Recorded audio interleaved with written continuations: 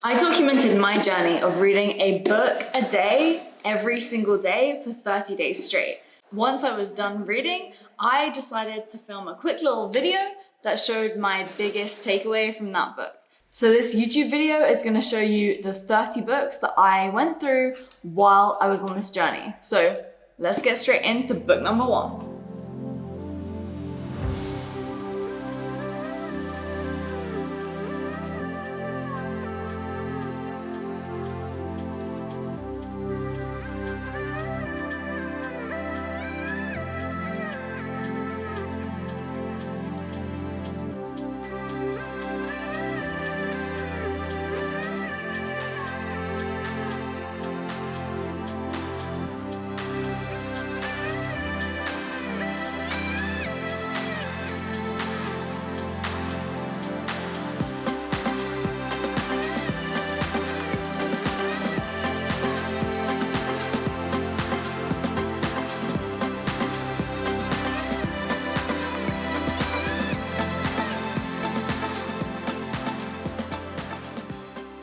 This book gave me an insight as to something that I've been thinking for so long, because every day I say I am grateful to my former self for taking the actions. And John Maxwell says, pay now and play later.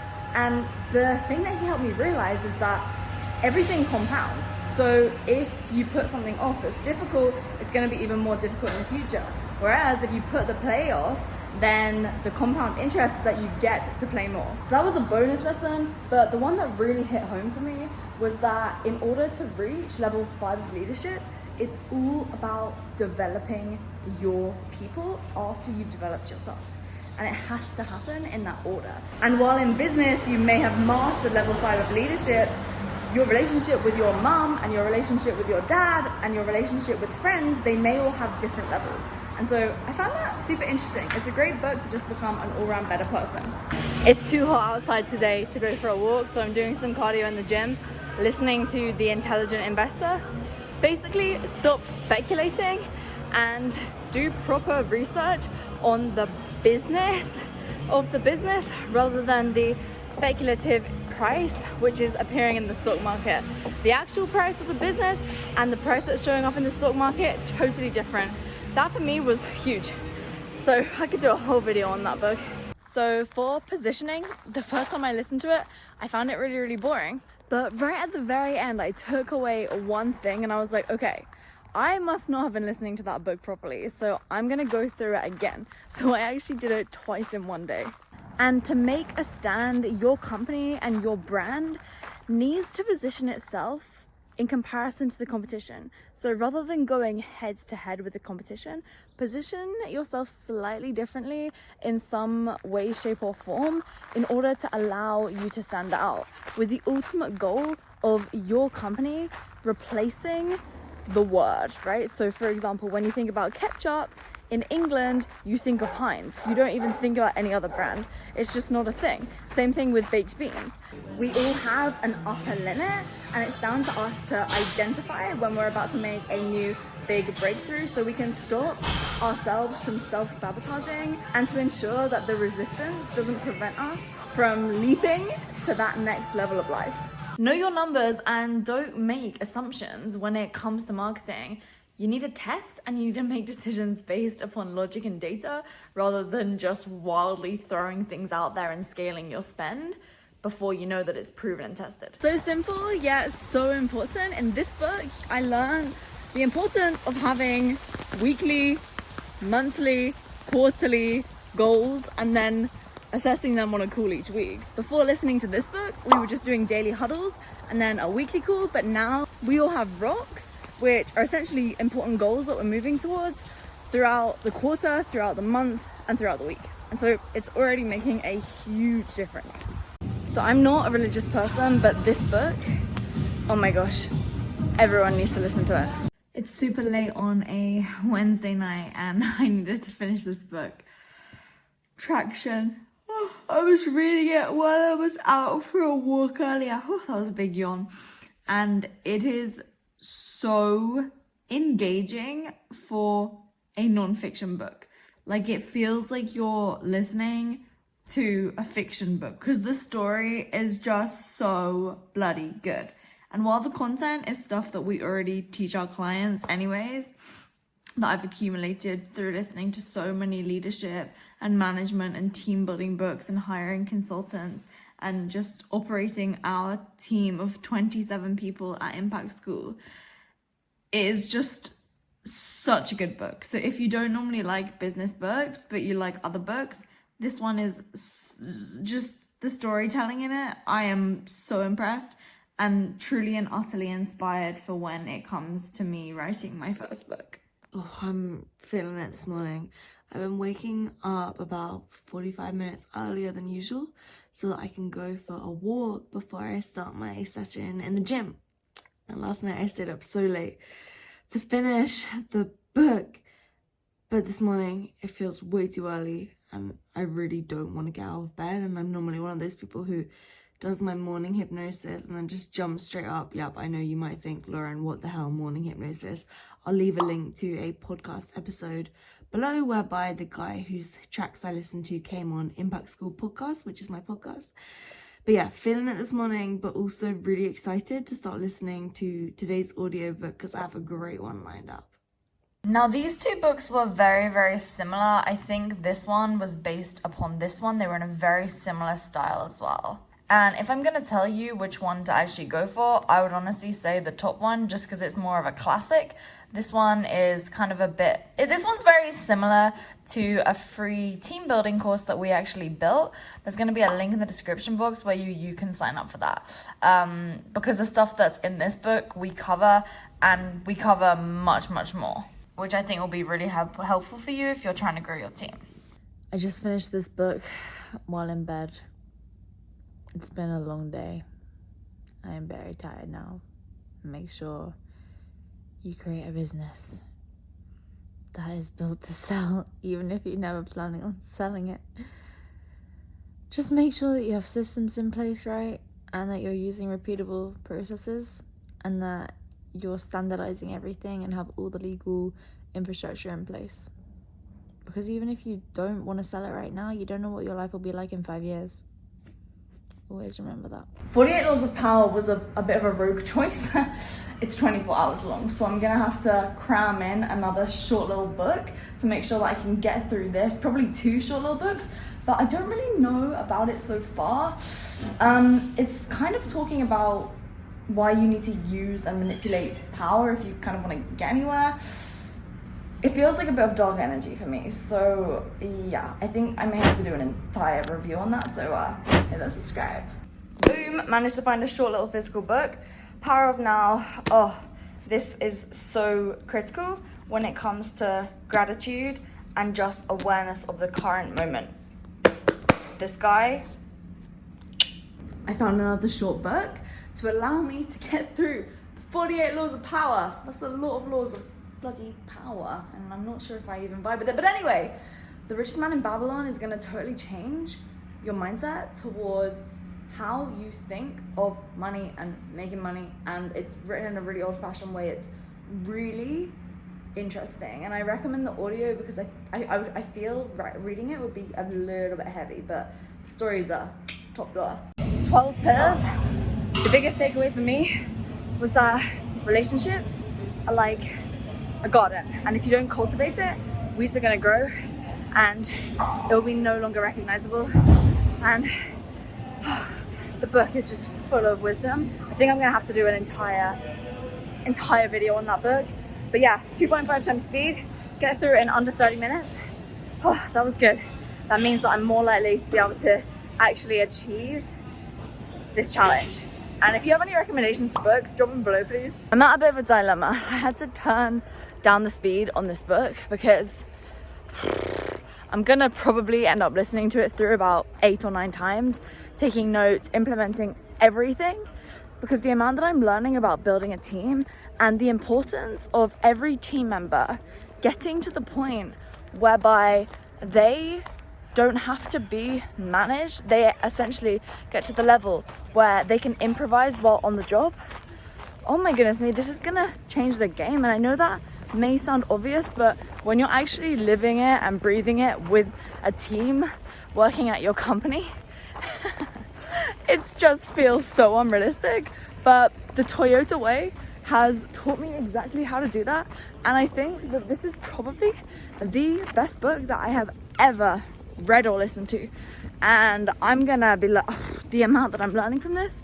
We have a team building course that we share with our team and our clients, which shows you exactly, you know, how to hire your team, how to scale, how to manage and everything. And so we've already taken so much from this that I've been feeding back to my team. And so I don't know how I'm gonna get through this in a day. I don't think that's gonna be possible. I think I'm gonna have to just make up for it over the next few days by doubling up or tripling up, because yeah, it's just too good. It's really interesting learning about how most companies are so focused on raising funding from outside investors. I mean, in the business model that I'm in, it's just not even something that anyone ever considers because the profit margins are so high. While I'm not looking to build an app, this book is really fascinating because I think it's so important to learn from what other industries are doing to see how you can implement them and bring them back to your industry and essentially keep on the cutting edge of your competition.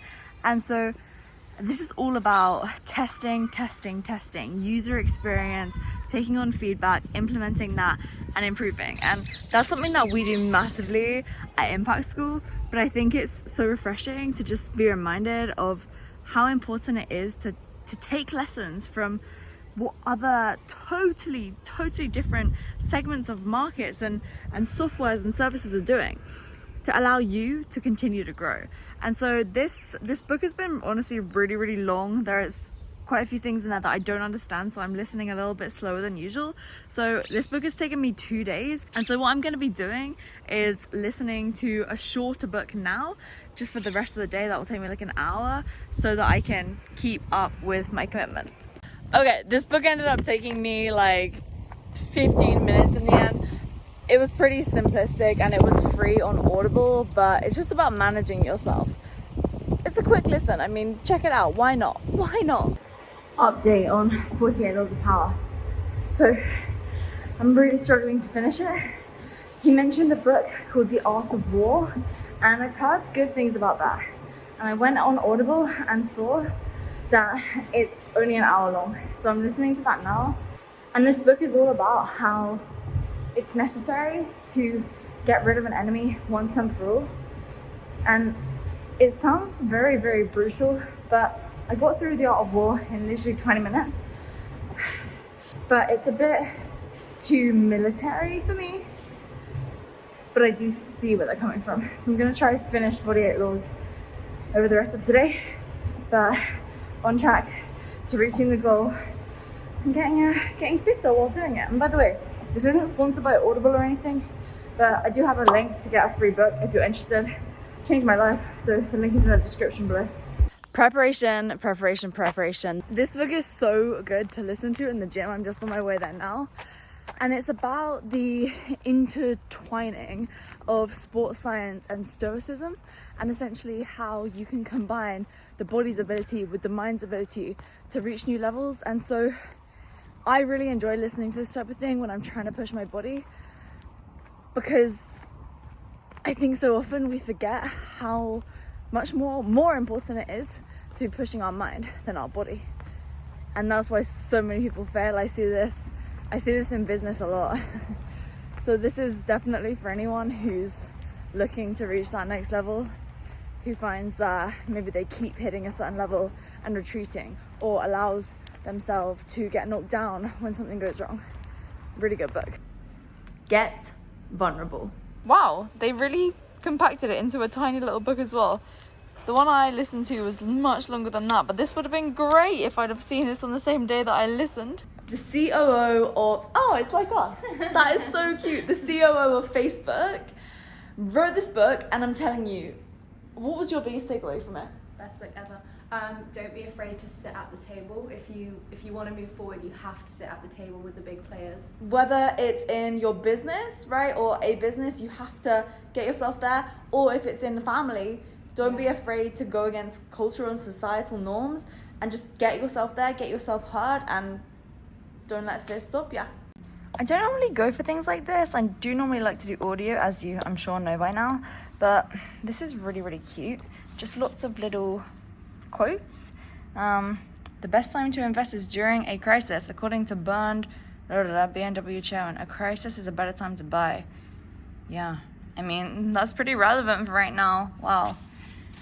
I'm excited to finish this. It's just really, thought-provoking. If you want to go seriously fast with your business, blitzscaling is literally where you sacrifice all efficiency and just go in the name of speed over efficiency. Super interesting. Get on it. You know, the more I think about the 48 Laws of Power, I understand what he's saying. We just had an ex-team member hack our podcast, delete all of our websites, delete all of our 100 podcast episodes, and ultimately, if we just ignore it, then he's just gonna keep coming back and doing more and more things. Who knows why, but anyway, so I understand what he's saying, but ultimately, the book also says that the best revenge is that they shoot themselves in the foot, and it's kind of funny because the team member doing this did exactly that.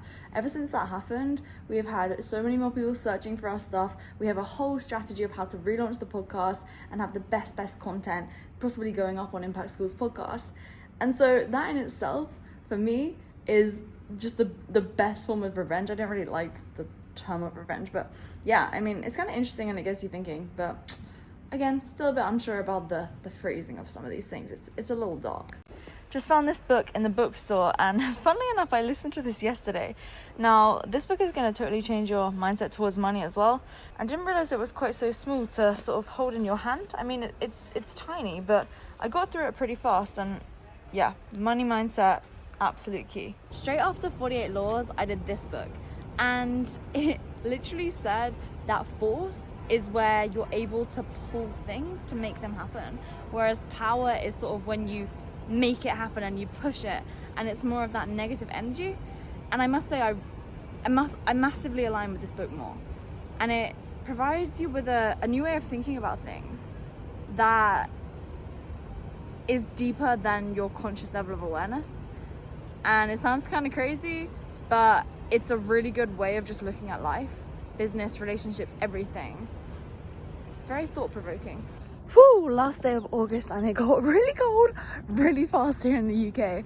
But listening to Psychology of Selling, and it's really interesting listening to old sales books, because while a lot of the same principles still apply, some of them just don't, and it's just hilarious. Like, it's talking about how your appearance is everything when you're doing deals and all this stuff, and you know, most calls now happen via online, right? When it comes to, well, online business anyways, the coaching consulting industry that I'm in. But I mean, this month has been a huge learning curve. It's fascinating how this book, for example, talks about how salespeople have to set their own appointments, whereas I've listened to other books which talk about exactly the method that we use, which is whereby your salespeople don't set the appointments that they close. You have specific people for lead generation and appointment setting and getting calls booked, and then you have people taking the calls, and it's really interesting. But I definitely think that it's just sort of like the new way versus the old way of doing things, and there's something to be learned from both sides, and it's all about finding what works for you. So, been a massive learning curve. I'm going to continue to listen to probably at least 2 hours of audiobooks a day. I love listening to them while I'm out for a walk. I think it's been a bit too much pressure trying to do one a day. It's just too much. You don't need that much information. And there were some books that I feel like I was just kind of listening to for the sake of listening, and it wasn't the most productive thing that I could have been doing at that time. So I've been filming this all on an iPhone, by the way, which just goes to show how much you can do on an iPhone now. So if anyone's not making content because they don't have a camera, that's no excuse. But I think what I should do is like my top 5 books or something. So if you want that, then just write top 5 down below, and I hope this has been insightful. It's been really, really fun for me, lots of lessons. But yeah, the biggest lessons have just been the change in lifestyle and the realization that, you know, you don't have to read to be reading, if that makes sense. And that means that you can be doing, like, you know, you can be getting steps, or working out while also reading a book. Ooh. It was crazy how doable this was, because my secret little hack that I mentioned to you was that I listened to the audiobooks either in 3.5 times speed or 2.5 times speed, depending on the voice of the author. And then if it was a book that I liked, it's one that I have saved and noted down, and I'm gonna go back through it in the future while actually implementing on everything. Because what's the point in consuming if you're never gonna go ahead and do anything with it? So now it's a case of implementation, but I think that's a great way to do it, because it means that I can get through a book 3 times in the same time that it would normally take someone. And so it's just such a great way to get a message in your head, but it's so important to take action. It's like people that buy online courses, go through them and never do it. It's all about doing, all about that implementation. So I'm now grateful that I have weeded out the ones that aren't so good and discovered the ones that are. So now I can actually go back to those great books and let you know what they are. So I might even go ahead and do my top 5 business books as well. So if you want that, just drop top 5 below too. So yeah, this is kind of new content for me, which is why I want to hear your input. And it was really fun, really cool, and yeah.